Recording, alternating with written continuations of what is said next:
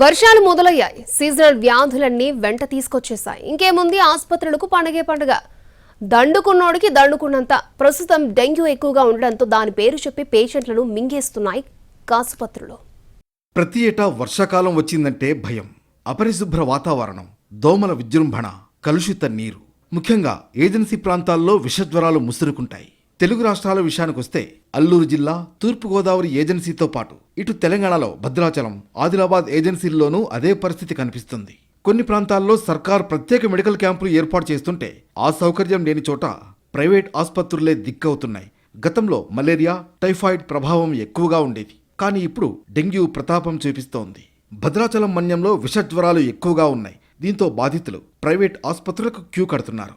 ఏ ఆసుపత్రి చూసినా రోగులతో కిటకిటలాడిపోతోంది. దీంతో ఇంకేముంది, డెంగ్యూ పేరు చెప్పుకుని వేలల్లో పిండేస్తున్నారు. తక్కువలో తక్కువ 50,000 వరకు బిల్లు వేసి చేతిలో పెడుతున్నారు.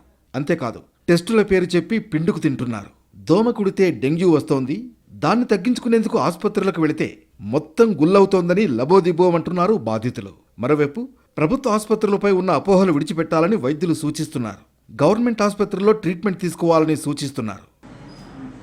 ఈ రాబోయే కాలం వర్షాకాలము ఆల్రెడీ మన భద్రాచలంలో కూడా వర్షాలు గత 2-3 డేస్ నుంచి స్టార్ట్ అయినాయి.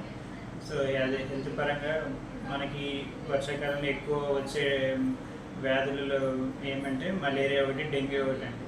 డెంగ్యూ ముందుగా రాకుండా ఉండాలి అంటే మన చుట్టుపక్కల ప్రదేశాలు ఏవైతే ఉన్నాయో అవన్నీ నీట్గా ఉంచుకోవడం ముఖ్యము. అందులో ముఖ్యంగా ఈ మస్కిటో వల్ల ప్రబలత ఉంటుంది కాబట్టి ఈ చుట్టుపక్కల, ఇంటి చుట్టుపక్కల కానీ మన రోడ్ల సైడ్ కానీ ఎక్కడ వాటర్ అనేది స్టాగ్నెంట్గా లేకుండా చూసుకోవాలి. ఇక్కడ మరో విషయం ఏంటంటే, కొంతమంది ఆర్ఎంపీలు కమిషన్లకు కకృతిపడి సాధారణ జ్వరం వచ్చినా డెంగ్యూ అంటూ భయపెట్టి ప్రైవేట్ ఆసుపత్రులకు పంపిస్తున్నారు.